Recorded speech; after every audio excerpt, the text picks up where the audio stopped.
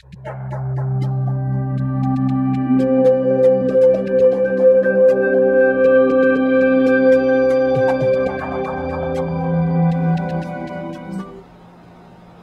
Lord be with you. A reading from the Holy Gospel according to Luke. Someone in the crowd said to Jesus, "Teacher, tell my brother to share the inheritance with me." Jesus replied to the person, "Friend, who appointed me as your judge and arbitrator?" Then he said to the crowd, "Take care to guard against all greed, for though one may be rich, one's life does not consist of possessions." Then he told them a parable. There was a rich man whose land produced a bountiful harvest. He asked himself, "What shall I do? For I do not have space to store my harvest." And he said, "This is what I shall do. I shall tear down my barns and build larger ones. There I shall store all my grain and other goods. And I shall say to myself, now as for you, you have so many good things stored up for many years. Rest, eat, drink, and be merry."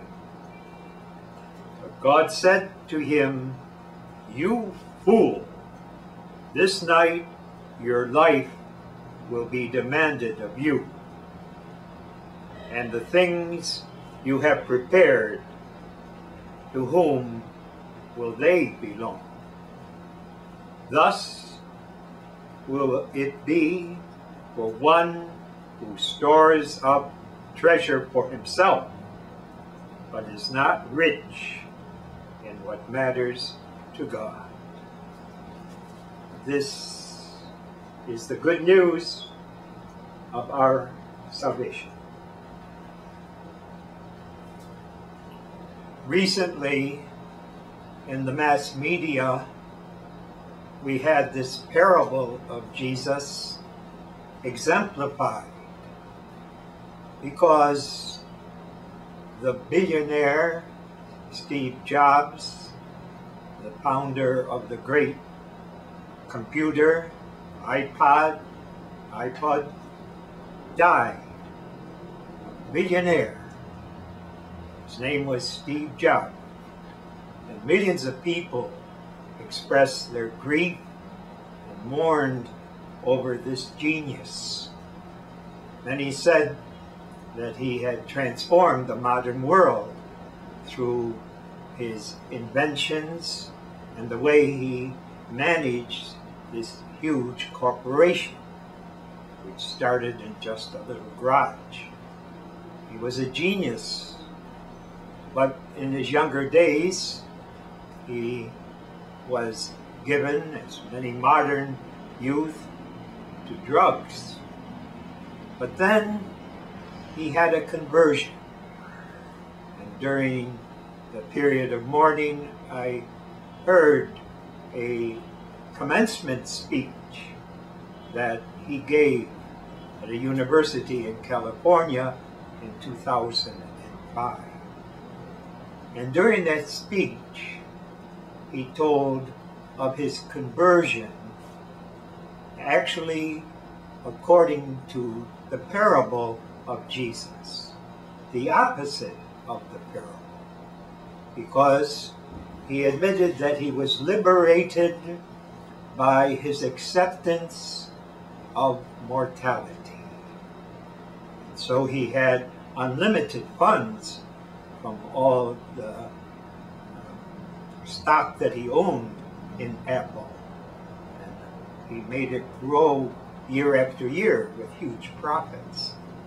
But he said death was a reality that he accepted, every day of his life after his basic conversion. He did not need drugs anymore. He had an inner liberation, so he could devote himself not to selfishness, but selflessness. And it is that particular insight that he wanted others to appreciate and indeed live in their own lives. The reality is that we are born, we grow to maturity, and then inevitably we face the problem of mortality. He died of cancer at the age of 56. But as far as material belonging is concerned, there was nothing he could not afford. He could get the best medicine that this world could provide, but it was not good enough to prevent him from dying in what we would call today middle age. But what he was saying, that this acceptance of mortality gave him the proper priority of values. It liberated him and allowed him not to be selfish, but to be selfless. And that is what Jesus himself lived. Jesus has told us, "I am the way, the truth, and the life." I don't believe Steve Jobs was a Christian. I think he was following Buddhist ethics. But the message he was given has to be assimilated by every Christian too. Jesus is teaching us by his own life to follow this example in our ethics. Jesus himself, throughout his public ministry, was being threatened by his enemies, and ultimately they succeeded. But he actually overcame them and had peace of soul in accepting the fact of the will of the Father. And that will of the Father was that Jesus himself would die around the year 30, rather the age of 30. Still a very young man, still in the human framework, having many, many years to be creative and have productivity. But instead, he died. But because he followed the will of the Father, he had, as Jesus says in today's gospel, what matters to God, he overcame any fear of death. Father, take this cross away from me, but your will, not mine, be done.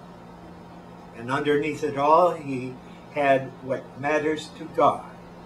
From the cross, as he died in agony and torture, he said to the Lord, his Father, "Father, forgive them, for they do not realize what they are doing."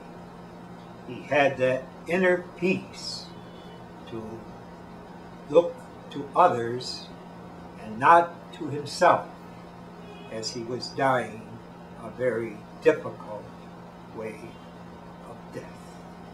And so Jesus is telling us in today's gospel, imitate me. And we see the proof of what Jesus is saying in the whole vocation and career of this industrialist who changed modern society and had a deep peace because he did not fear death, and he did not put material things as the most important priority of his life. So, from the Gospel of St. Luke, from the example of Jesus, and the recent example of Steve Jobs, we know that Jesus is right.